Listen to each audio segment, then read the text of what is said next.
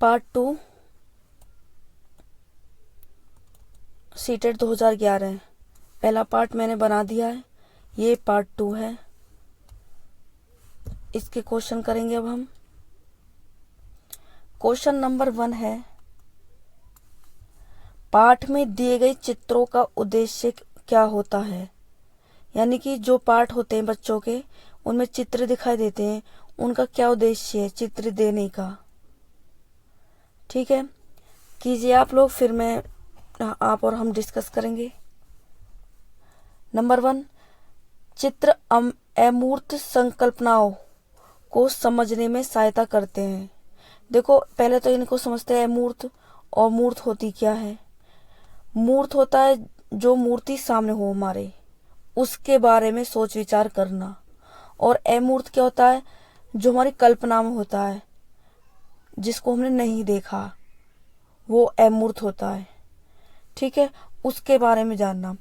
तो ये कह रहा पाठ में दिए चित्रों का उद्देश्य क्या होता है। नंबर 2, चित्रों से पाठ्य पुस्तक आकर्षक बनती है। नंबर 3, चित्र पाठ की शोभा बढ़ाते हैं। नंबर 4, पाठ्य पुस्तक में चित्र देने का प्रचलन है। बताइए आंसर। देखो पॉइंट नंबर 1, चित्र अमूर्त संकल्पनाओं को समझने में सहायता करता है।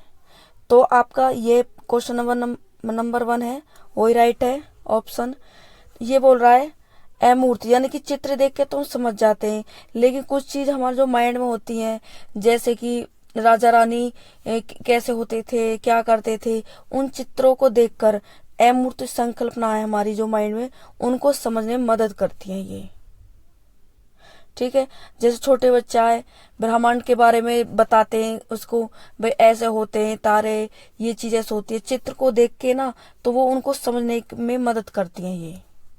तो पॉइंट नंबर 1 ये आपका करेक्ट आंसर है। नंबर 2, क्वेश्चन नंबर 2 आपके सामने 4 ऑप्शन है, आप आंसर दो। भाषा के अभिव्यक्तात्मक कौशल हैं, बताओ भाई। हमने पीछे वाले पार्ट 1 में मैंने बताया था आपको, भाषा के 4 कौशल होते हैं। सुनना, उसके बाद क्या आता है, सुनने के बाद बोलना, बोलना फिर पढ़ना, लिखना। 4 कौशल होते हैं। 2 तो होते हैं आपके ग्रहण करने वाले, और 2 होते हैं अभिव्यक्त करने वाले। भाई किसी चीज को ग्रहण कर कैसे करेंगे हम। आप किसी की बात को सुन रहे हो, कैसे ग्रहण करोगे, सुनकर या पढ़कर। ठीक है, और अभिव्यक्त यानी कि अपनी बात को कैसे कहोगे दूसरे के सामने, बोलकर या लिखकर। तो ये अभिव्यक्त पूछ रहा हमसे, अभिव्यक्त कैसे करते हैं, बोलकर या लिखकर। तो थर्ड ऑप्शन आपका करेक्ट आंसर है। क्वेश्चन नंबर 3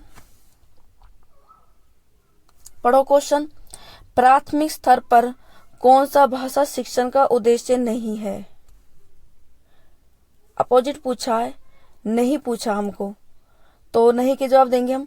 विभिन्न संदर्भों में भाषा का प्रभावी प्रयोग करना, स्पष्टता एवं आत्मविश्वास के साथ अपनी बात कहना, वर्णमाला को क्रम से कंठस्थ करना, ध्वनि संकेत चिन्हों का संबंध बनाना। बताओ भाई आंसर इसका। देखो विभिन्न संदर्भों में भाषा का प्रभावी प्रयोग करना, यानी कि संदर्भ माने क्या होता है, संबंधित, जो विषय पढ़ा रहे उससे मिलती जुलती जो बातें होती हैं, उससे जो संबंध रखने वाली बातें, यानी कि विभिन्न विषयों के संबंध रखने वाली बातें, भाषा का प्रभावी प्रयोग करना। जो विषय हैं उनसे संबंधित बातों का प्रयोग करना, ताकि बच्चों ज्यादा से ज्यादा भाषा बोल सके। बिल्कुल करेक्ट आंसर है लैंग्वेज में ये तो। दूसरा है स्पष्टता एवं आत्मविश्वास से अपनी बात कहना, ये भी ठीक है। भाई स्कूल में किस लिए आ रहे हैं, ताकि हम स्पष्ट बोल सकें और हम अपनी बात को आत्मविश्वास से कह सकें, ये भी राइट है। नंबर 3, वर्णमाला के क्रम को कंठस्थ करना। कंठस्थ का मतलब होता है रटना, ये गलत है, क्योंकि साइकोलॉजी ना रटने के लिए मना करती है। साइकोलॉजी ने क्लियर मना किया है कि बच्चों को रटाना नहीं, समझा समझा के पढ़ाना है। तो थर्ड ऑप्शन आपका क्या है, गलत है। ठीक है भाई, आगे चलो। चौथा आपके सामने, उपचारात्मक शिक्षण की सफलता निर्भर करती है। उपचारात्मक कह रहा है, शिक्षण की सफलता किस चीज पर निर्भर करती है। देखो ये दो होते हैं, एक तो होता है उपचारात्मक और होता है एक निदानात्मक। ठीक है जी, दो प्रकार के शिक्षण होते हैं, तो उपचारात्मक और एक निदानात्मक। निदानात्मक में क्या होता है, जो भी समस्या है, कौन सी समस्या, भाषा सीखने में जो भी समस्या है उनके कारणों का पता लगाना। ठीक है, निदानात्मक तो उसे बोलते हैं। और उपचारात्मक क्या है, जो भी समस्या का पता चला हमें कि भाषा बोलने में इसको इस चीज में दिक्कत हो रही है, उसका क्या, उपचार करना, ये होती है। अब आपको मैं दोनों बातें बता दिया, आंसर बताओ। उपचारात्मक शिक्षण की सामग्री पर बिल्कुल गलत है, भाषिक नियमों पर बिल्कुल गलत है, भाषिक नियम की तो बिल्कुल बात नहीं करती साइकोलॉजी। समय व अवधि पर यह भी गलत है, समस्याओं के कारणों की सही पहचान करना, ये आपका फोर्थ वाला ऑप्शन है, बिल्कुल राइट है। अब आप बोलोगे निदानात्मक में तो बताया था ये, लेकिन पूछ रहा उपचारात्मक। कभी कभी ये ऐसा दे देते हैं, तो हम अगर हमें नहीं मिला इसमें ऑप्शन में निदानात्मक, तो हम इसको ही राइट मानेंगे फिर उपचार में भी। ठीक है, नेक्स्ट देखो, अगला है, भाषा कौशलों के संदर्भ में कौन सा कथन उचित है। भाषा कौशल, पहले इसको समझेंगे ये क्या है। भाषा कौशल हमारे कौन से होते हैं, 4 प्रकार के। पहले सुनना, फिर बोलना, पढ़ना और फिर लिखना, ये हमारे 4 कौशल हैं। इनके बारे में कह रहा है, इनसे संदर्भ का मतलब होता है हिंदी में संबंधित, यानी संबंध। कौन सा कथन उचित है, इसके लिए कौन सा कथन सही है, ये पूछ रहा है। देखो, भाषा कौशल के विकास में अभ्यास की अपेक्षा भाषिक नियमों का ज्ञान जरूरी है। सही है ये आपका, गलत है, क्योंकि भाषिक नियमों की साइकोलॉजी बिल्कुल बात नहीं करता, यानी कि ग्रामर की। क्योंकि भाषिक नियम तो बच्चे ना थोड़ा बहुत अपने घर से सीख के ही आते हैं। जैसे कि लड़का बोल रहा मैं जा रहा हूँ, तो उसे पता है कि भाई मैं लड़का हूं तो जा रहा हूँ प्रयोग कर रहा है। लड़की कह रही मैं जा रही हूँ, वो भी प्रयोग कर रहा है। तो इसका ज्ञान जरूरी नहीं है, क्योंकि वो सीख के आता है। और एक बात और, मैंने आपको पहले पार्ट 1 में लिखवाया था कि कुछ ट्रिक बताऊंगी मैं, कुछ 20 या 25 शब्दों की, अगर ये आ जाए तो बिल्कुल राइट आंसर होगा, और 20-25 शब्द ऐसे बताऊंगी अगर ये भी आ जाए तो ये गलत होगा। जहां आपको भाषिक नियम मिल जाए तो ये क्या होता है, आपका 95% गलत होता है। ठीक है, अगला पॉइंट है, विद्यालय में केवल पढ़ना लिखना कौशलों पर ही बल देना चाहिए। केवल आ गया, ये बताया था, ये किसी चीज को सीमित कर देता है, ये भी गलत है आपका। बच्चे केवल सुनना बोलना पढ़ना लिखना कौशल क्रम से ही सीखते हैं, ये भी गलत है। अगला है, भाषा के चारों कौशल परस्पर अंतर संबंधित होते हैं, यानी कि इंटर रिलेटेड होते हैं आपस में। कैसे 4 कौशल होते हैं भाई, जब तक हम किसी बात को सुनेंगे नहीं तो लिख कैसे पाएंगे हम। ठीक है, और जब तक किसी बात को पढ़ेंगे नहीं, 1 मिनट,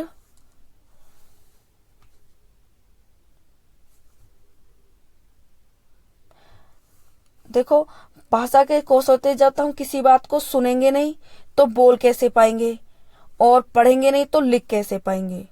ठीक है, तो इसलिए ना चारों क्वेश्चन आपस में इंटर रिलेटेड हैं। जब तक सुनेंगे तभी हम बोलेंगे, और पढ़ेंगे तभी लिख पाएंगे। तो फोर्थ ऑप्शन आपका ये करेक्ट आंसर है। अगला क्वेश्चन है, एक बहुसंस्कृति कक्षा में आप एक भाषा शिक्षक के रूप में किस बात को अधिक महत्व देंगे। बहुसंस्कृति आप जानते हो, जिसमें एक से अधिक भाषा के बच्चे बैठे हों, वो वाली कक्षा होती है। और एक भाषा शिक्षक यानी कि भाषा सिखाने वाला टीचर के रूप में किस बात को अधिक महत्व दोगे, यानी कि आपकी कक्षा में एक से अधिक बच्चे हैं जो लैंग्वेज बोल रहे हैं, आप टीचर हो बच्चों को सिखाने वाले, तो आप किस चीज को अधिक महत्व दोगे उनको? दो आंसर आप लोग देखो। क्वेश्चन पॉइंट नंबर 1 है आपके सामने, बच्चों को भाषा प्रयोग के अधिक से अधिक अवसर देना। पहला ही हमें सही लग रहा है, सही नहीं लग रहा, सही है ही। बच्चों को भाषा प्रयोग के अधिक से अधिक अवसर देने चाहिए हमको, पहला ऑप्शन राइट है।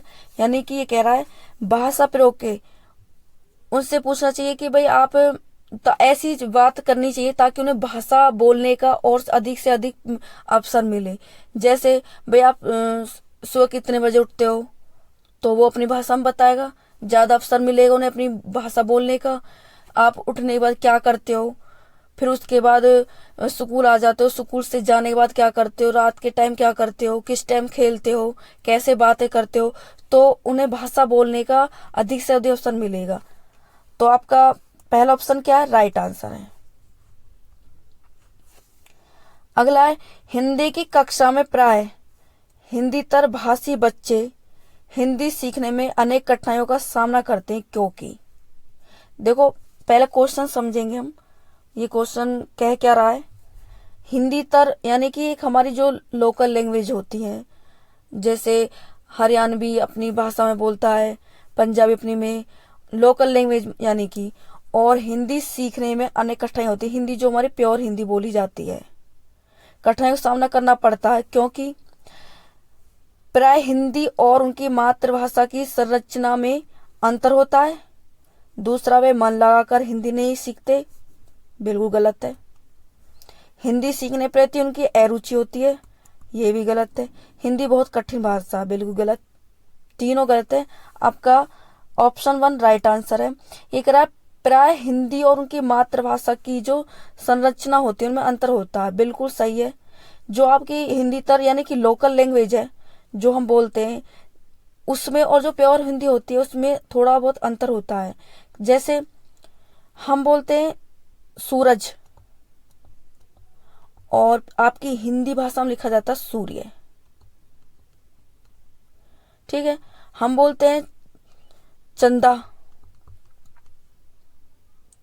और वहां बोला जाता है हिंदी में चंद्रमा, ठीक है। आप अपनी इसी में देख लो, आप लैंग्वेज सीख रहे हो, आप टीचर हो, संदर्भ है, ठीक है। प्योर हिंदी में संदर्भ बोलते हैं, और इसका हम मीनिंग होता है, मतलब लोकल लैंग्वेज बोले संबंधित, लोकल लैंग्वेज में ये बोलते हैं। तो क्या है, हिंदी तरह नहीं कि हिंदी तर बच्चे हिंदी भाषा सीखने में हमें नहीं हो रही कठिनाई, आप बताओ। संदर्भ का ये प्योर हिंदी है, इसका मीनिंग कुछ और है, हम ये बोलते हैं, तो थोड़ी बहुत मातृभाषा की संरचना में अंतर होता है सीखने में, ठीक है। अगला क्वेश्चन है बोलना कौशल में महत्वपूर्ण है, यानी कि जो बोलना कौशल है अपने आप में उसमें क्या इंपॉर्टेंट है। नंबर 1 मधुर वाणी, नंबर 2 संदर्भ एवं स्थिति के अनुसार अपनी बात कह सकना, नंबर 3 स्पष्ट एवं शुद्ध उच्चारण, नंबर 4 अलंकारिक भाषा का प्रयोग करना। बताओ भाई आंसर आप दो। देखो ऑप्शन नंबर 3 देखते हैं, स्पष्ट एवं शुद्ध उच्चारण। उच्चारण मैंने आपको पीछे बताया था, जहां उच्चारण मिल जाए वो 95% गलत होता है, क्योंकि भाई उच्चारण तो बच्चे ना अपने घर से भी सीख के आते हैं, जैसे कि मम्मी पापा दादा दादी चाचा चाची, ये तो उच्चारण अपने घर से सीख के आते हैं। ये थोड़ी नहीं मम्मी को मम्मा ऐसे कुछ बेढंगा ढंग से बोलेगा, उच्चारण तो अपने घर सीख के आते हैं। ये तो आपका साइकोलॉजी के अनुसार 95% गलत होगा उच्चारण। अलंकारी भाषा का प्रयोग ये भी गलत है, मधुर वाणी ये भी गलत है। बचा क्या, ऑप्शन नंबर 2 ये राइट है। वो कह रहा है संदर्भ एवं स्थिति के अनुसार अपनी बात कह सकना, यानी कि जो विषय दिया है, जिस विषय पर बात चल रही है, तो उस विषय से रिलेटेड अपनी बातों को कह सकना और बताना, यही बोलना कौशल का एक उदाहरण है महत्वपूर्ण। अगला पॉइंट है कहानी सुनने से, यानी कि आप टीचर और बच्चे को कहानी सुना रहे हो तो बच्चे को इससे क्या लाभ हो रहा है। क्वेश्चन नंबर 1 पॉइंट नंबर 1 है आपके सामने, बच्चों की कल्पना शक्ति एवं चिंतन शक्ति का विकास होता है। ऑप्शन नंबर 2, बच्चे प्रसन्न होते हैं। नंबर 3, बच्चे कक्षा में एकाग्रचित्त होकर शांत बैठे रहते हैं। बच्चे अनुशासित होते हैं। पीछे लिखा था कहानी सुनने के लिए बच्चों की कल्पना शक्ति व चिंतन शक्ति का विकास होता है। चिंतन यानी कि मनन करने का, कल्पना, अच्छा एक राजा था तो वो ना कल्पना करने लग जाता है, एक राजा होगा, नदी होगी वहां पे और नदी ऐसे बह रही होंगी, जंगल में इतने सारे पशु पक्षी और ये होंगे, मनन करने लग जाता है, यानी कि चिंतन शक्ति और कल्पना शक्ति का विकास होता है। तो ऑप्शन नंबर 1 आपका राइट आंसर है। अगला पॉइंट है बच्चों के लेखन कौशल का मूल्यांकन करने के लिए कौन सी विधि बेहतर हो सकती है। लेखन कौशल का मूल्यांकन करना है आपको, बताओ भाई कौन सी विधि आपके लिए बेहतर होगी। आप एक कक्षा में बच्चों को पढ़ा रहे हो और लेखन कौशल का आपको मूल्यांकन करना है, तो आपके अनुसार कौन सी विधि बेहतर है। ऑप्शन नंबर 1 सुंदर लेख का अभ्यास, गलत है। अपने अनुभवों को लिखना, भाई ऑप्शन नंबर 2 यही आंसर है। जब हम बच्चों को उनके अनुभव लिखवाएंगे तो अपने अनुभव को बच्चा बहुत ढंग से और ज्यादा लिखता है, उसी से उसके लेखन कौशल का विकास होगा। जैसे हमने बोला भाई आप ना अपने बारे में लिखो कि आप सोच के क्या करते हो और अपनी पूरी दिनचर्या लिखो क्या करते हो, तो वो पूरी दिनचर्या लिखेगा अपनी लैंग्वेज अपनी तरीके से, तो क्या होगा उसकी लेखन कौशल का विकास होगा। तो ऑप्शन नंबर 2 राइट आंसर। अगला है एक भाषा शिक्षक के रूप में सबसे बड़ी चुनौती है, यानी कि आप भाषा सिखाने वाले एक टीचर हो तो सबसे बड़ी चुनौती कौन सी होगी आपकी 4 ऑप्शन में से। नंबर 1 बहुभाषी कक्षा के शिक्षण के लिए उचित रणनीतियां तय करना, बच्चों को भाषा सीखने के महत्व से परिचित करना, बच्चों की भाषा को संचार साधनों के प्रभाव से मुक्त रखना, भाषा संसाधनों का अभाव है। बताओ भाई, देखो इसका राइट आंसर बनता 1 बहुभाषी कक्षा, यानी कि बहुभाषी कक्षा वही होती है जिसमें एक से अधिक भाषा बोलने वाले बच्चे बैठे होते हैं, उनके लिए उचित रणनीतियां तय करना कौन सी है। जैसे कि आप टीचर हो, आपकी कक्षा में बहुत ज्यादा बच्चे बैठे हैं जो अधिक से अधिक लैंग्वेज जानते हैं पढ़ते हैं, तो उनके लिए उचित रणनीति तैयार करना। जैसे कि आपने बोला भाई एक गाय के ऊपर कोई बात लिखो तो सब अपनी लैंग्वेज में लिखेंगे, तो अपने घर से तैयार करके लाना पड़ता है गाय के ऊपर लिखवाना, या कि फिर उनके लिए कुछ माहौल ऐसा बनाना ताकि जो एक से अधिक लैंग्वेज बोले बच्चे हैं उनको अधिक से अधिक फायदा हो।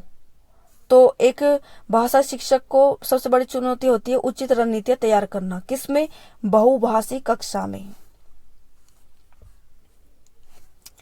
भाषा शिक्षण में पाठ्य पुस्तक है, यानी कि आप भाषा शिक्षण है, भाषा लैंग्वेज सिखाने में पाठ्य पुस्तक क्या रोल है पाठ्य पुस्तक का।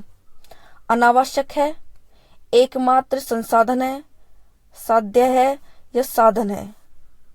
बताओ भाई क्या है, पाठ्य पुस्तक एक तरीका का साधन है बस, और साध्य है आपका उद्देश्य, एम क्या होता है आपका, साध्य क्या होता है, उद्देश्य क्या होता है हमारा। अगला पॉइंट है गृह कार्य के बारे में कौन सा कथन उचित है। जो आप बच्चों को गृह कार्य देते हैं उसमें कौन सा कथन उचित है, यानी कि क्वेश्चन नंबर 1 पॉइंट नंबर 1 है गृह कार्य देना अति आवश्यक है, गलत। गृह कार्य अभिभावकों यानी कि माता पिता को व्यस्त रखने का एक उत्तम साधन है, ये भी गलत है भाई। बच्चों की क्षमताओं उनका स्तर के अनुसार गृह कार्य दिए जाना चाहिए। नंबर 4 गृह कार्य कक्षा में किए गए कार्य का अभ्यास मात्र है, ये भी गलत है। ऑप्शन 3 क्या आपका राइट आंसर है, क्या कह रहा भाई, बच्चों की कैपेसिटी उनके लेवल के अनुसार गृह कार्य दिए जाने चाहिए। यानी कि बच्चे को 2 से लेके 5 तक की टेबल आती है, ठीक है, तो क्या आपको 2 से 5 तक की टेबल देनी चाहिए, ना कि आपको 6 की और 7 की भी। उनके लेवल, उनकी कैपेसिटी के अनुसार उन्हें काम देना चाहिए। तो गृह कार्य के बारे में ये थर्ड ऑप्शन आपका करेक्ट आंसर है। तो धन्यवाद, बस ये इतना ही था। आगे नेक्स्ट वीडियो होंगी आपके सामने, उनको फिर करेंगे हम।